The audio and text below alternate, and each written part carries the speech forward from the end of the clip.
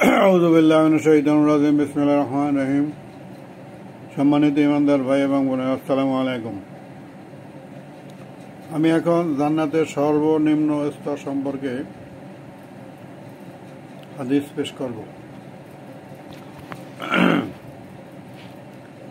মুগীরা ইবনু শুবা রাদিয়াল্লাহু তাআলা আনহু রাসূলুল্লাহ সাল্লাল্লাহু আলাইহি সাল্লাম থেকে মারফু হিসেবে বর্ণনা করেন। রাসূলুল্লাহ সাল্লাল্লাহু আলাইহি সাল্লাম বলেন, একদা মুসা আলাইহিস সালাম তার রবকে জিজ্ঞাসা করলেন, জান্নাতীদের মধ্যে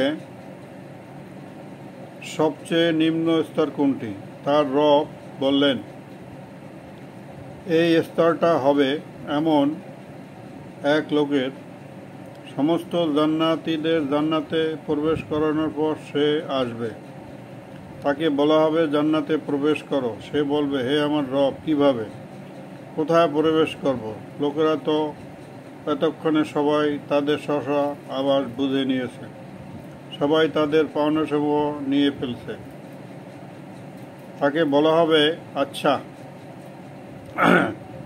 দুনিয়ার রাজাদের কোনো একজনের সমান রাজত্ব যদি তোমাকে দেওয়া হয় তাহলে তুমি সন্তুষ্ট হবে?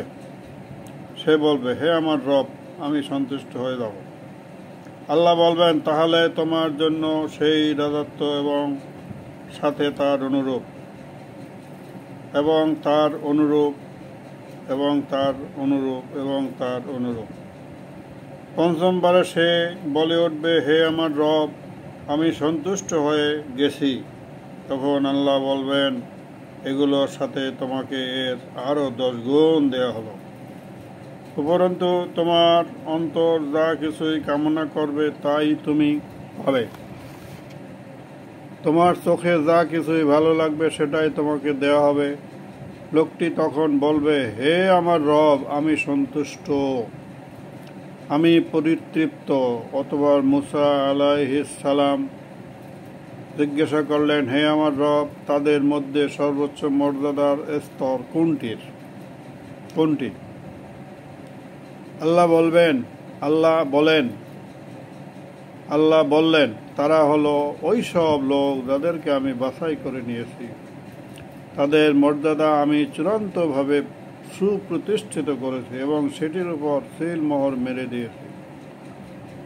এমন সব জিনিস আমি তাদের জন্য রেখেছি, কোনো চোখ যা কখনো দেখিনি, কোনো কান যা কখনো শ্রবণ করেনি এবং কোনো মানুষের অন্তর যা কখনো কল্পনাও করতে পারবে না। তিনি বলেন, আর এ কথা সত্যায়ন করেই আল্লাহর কিতাব বলেছে। বিসমিল্লাহির রহমানির রহিম।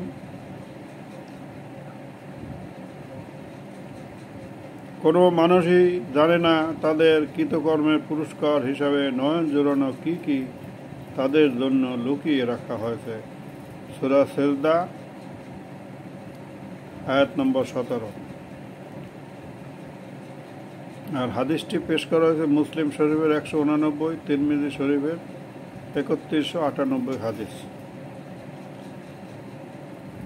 আরেকটি হাদিস, আবু হুরায়রা রাদিয়াল্লাহু তাআলা আনহু থেকে বর্ণিত, রাসূলুল্লাহ সাল্লাল্লাহু আলাইহি সাল্লাম বলেন, জান্নাতে তোমাদের একজন সর্বনিম্ন মর্যাদার লোকের অবস্থান এরূপ হবে যে আল্লাহ তাকে ডেকে বলবেন, তুমি তোমার ইচ্ছে মতো চাও।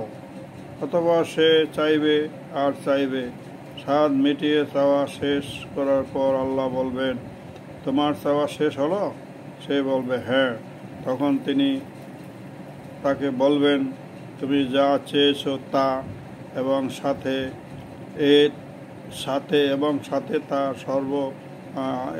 সাথে তার সময় পরিমাণও তোমাকে দেয়া হলো।